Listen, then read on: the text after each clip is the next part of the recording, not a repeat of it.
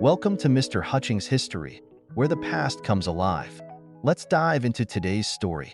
Hey everyone, welcome back. You ready to dive into some pretty heavy history today? Always up for a good history deep dive. Awesome. Yeah. So today we're going deep, really deep into the 1968 Tlatelolco Massacre in Mexico City. Tlatelolco, a dark chapter for sure, but such a pivotal one for Mexico. Absolutely. It really changed how Mexico saw itself. And get this, our main source today is actually a history podcast episode. Whoa, meta.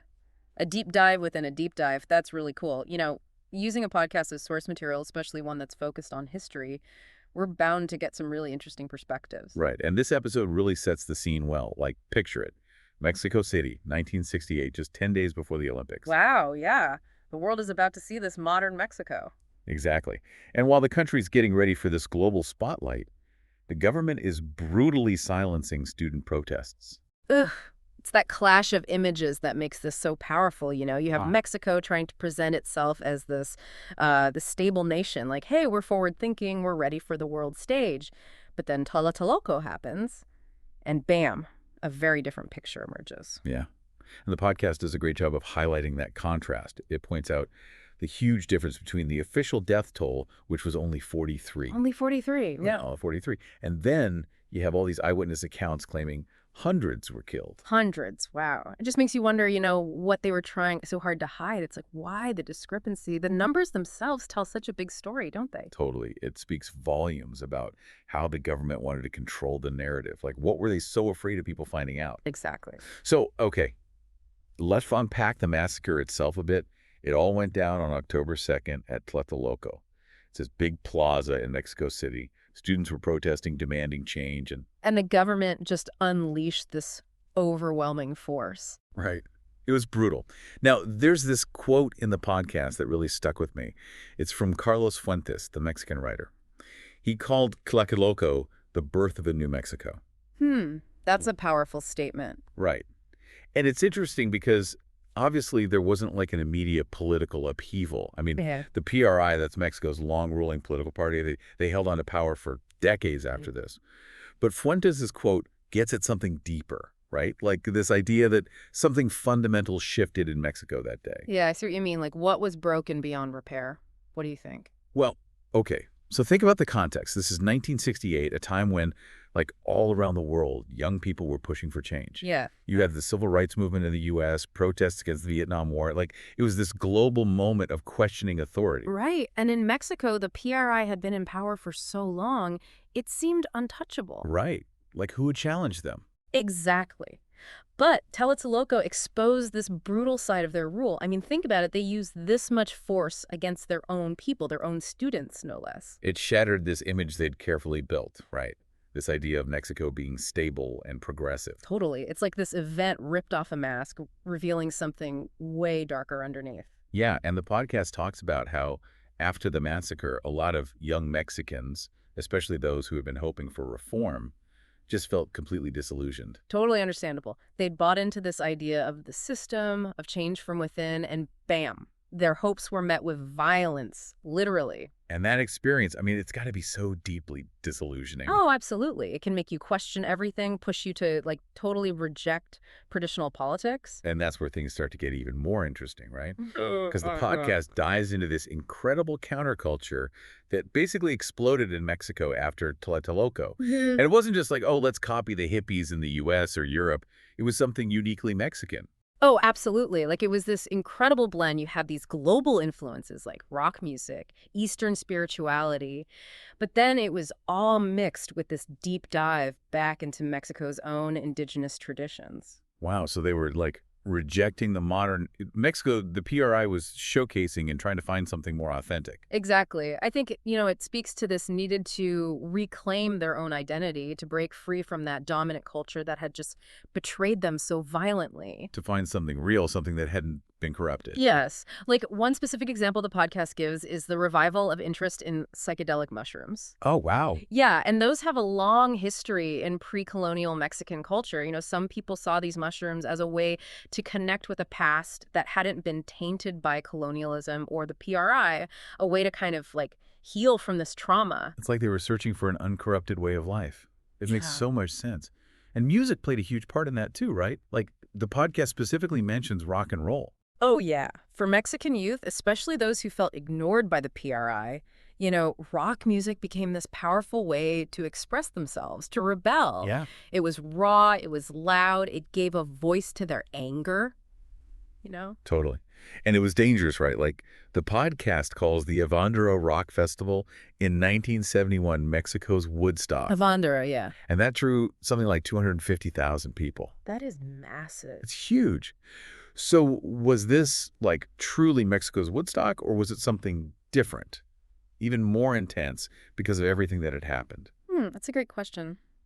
I think Avándaro was, it was more than just a music festival. You know what I mean? It was a statement. It was a chance for young people to come together, to just be themselves, to challenge everything the PRI stood for. And they weren't subtle about it either.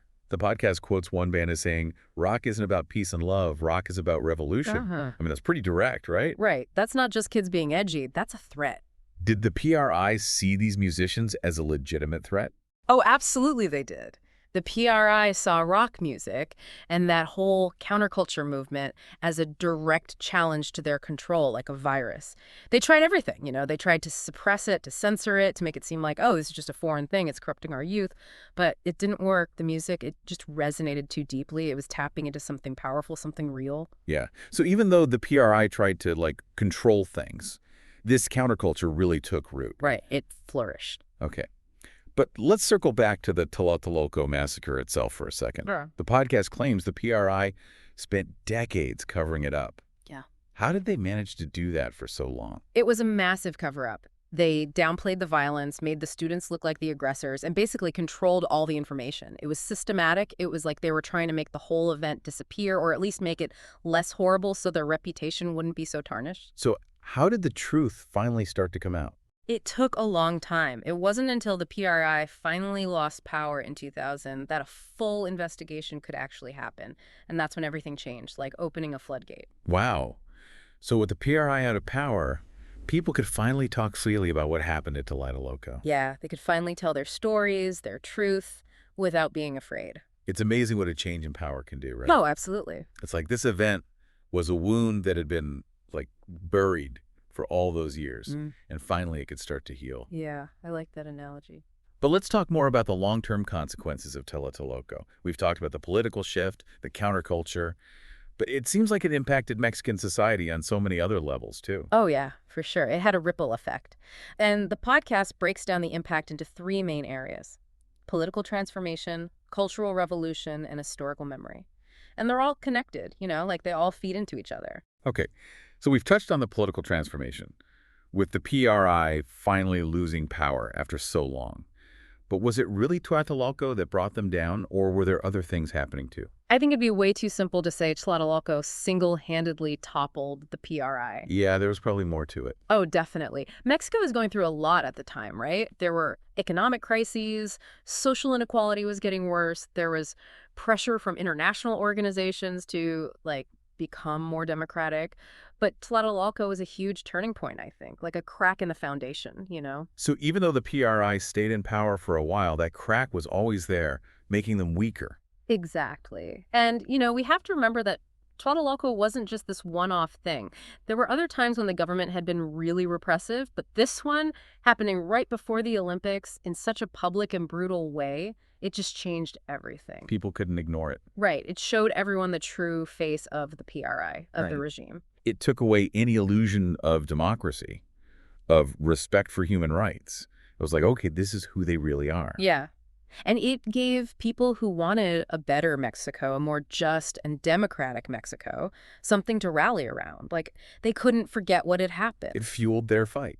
Exactly. And that fight, that refusal to be silenced, it's still a part of Mexico today, Yeah, it's powerful. Yeah. Which brings us to the cultural revolution that came out of this period. We've talked about the counterculture, but how did that actually change Mexican society in the long run? Was it just this, short burst of rebellion, or did it have a lasting impact? Oh, it totally had a lasting impact. I think you can see it everywhere in Mexican culture today. Give me some examples. Where do you see it? Well, think about the art that came out of that time. Artists like Francisco Toledo and José Luis Cuevas, they were putting indigenous themes and social commentary right into their work.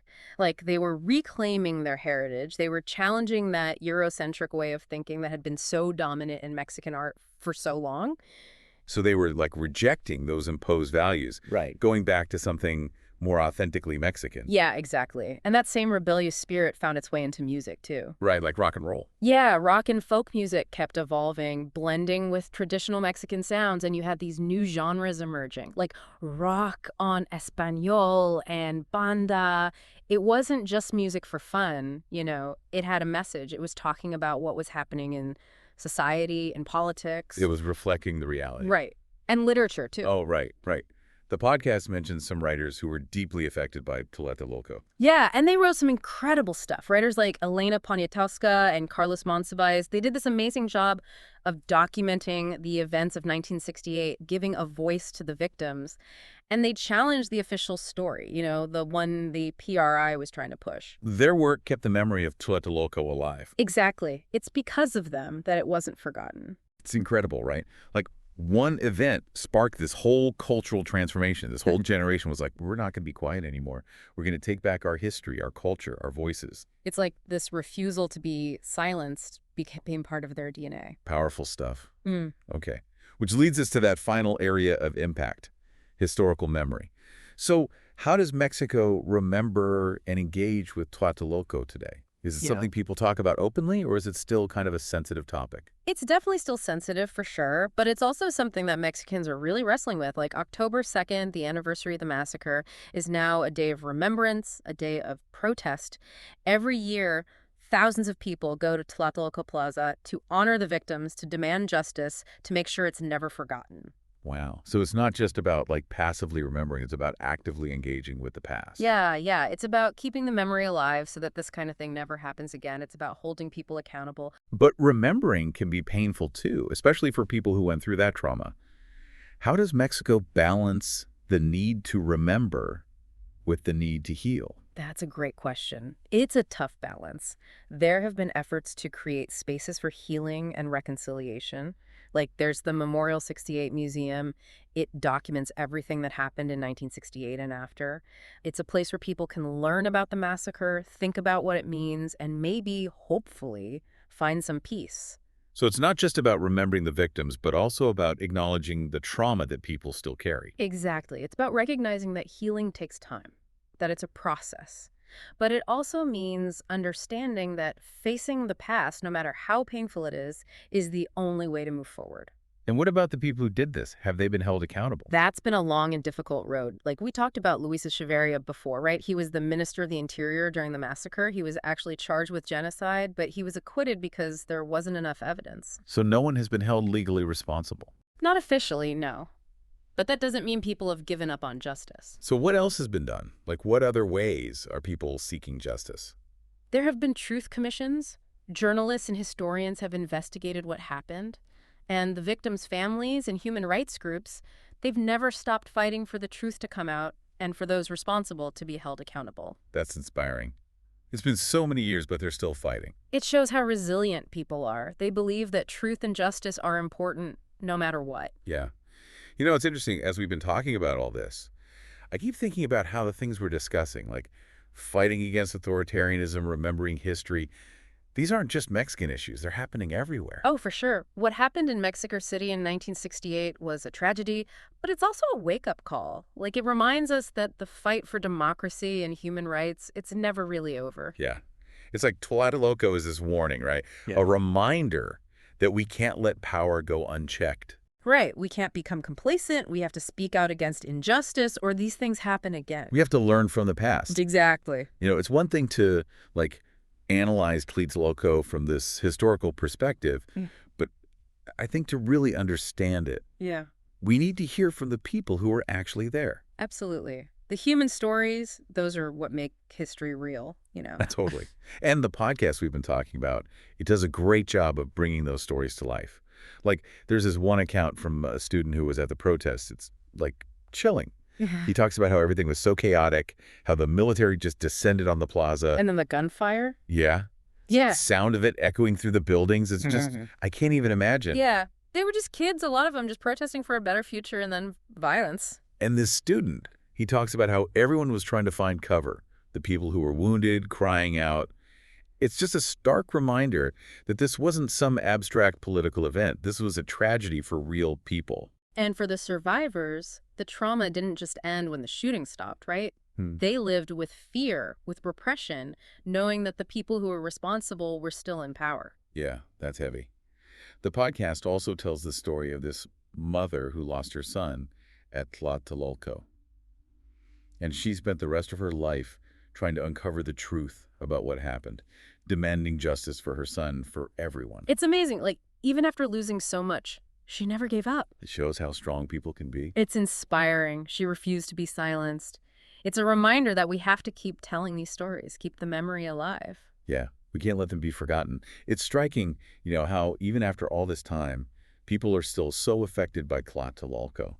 But, like you said earlier, there was also this explosion of creativity that came out of this darkness, all this art and literature. That's one of the things that makes this whole story so incredible. Tlatelolco wasn't just a tragedy. It was like a catalyst, Yeah, it woke people up. It made people rethink their values, fight harder for a better world. The podcast talks about all these artists and writers, musicians who were inspired by Tlatelolco. To challenge authority, speak up for justice, give a voice to the people who couldn't speak for themselves. Exactly. It shows how powerful art can be.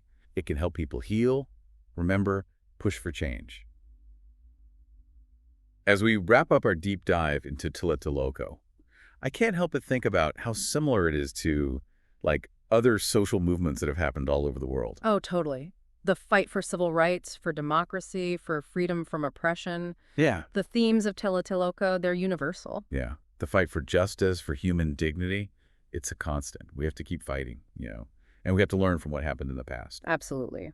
Tlatelolco wasn't just a Mexican story, it's a human story. It reminds us that we all have to stand up for what's right, even when it's hard. Even when it feels impossible. Even then. So as we finish up, I hope you take these stories with you. Let them inspire you. The fight for a more just and equitable world is still going on. And we all have a role to play in that fight. Exactly. Never underestimate how powerful your voice can be. Speak out against injustice, challenge authority, and never forget what happened in the past. Learn from it. Grow from it. Thanks for joining us on this journey through history. We hope you've gained a new understanding of the Tlatelolco Massacre and how important it still is today. Thanks for listening to Mr. Hutchings History. Keep exploring, and we'll see you next time.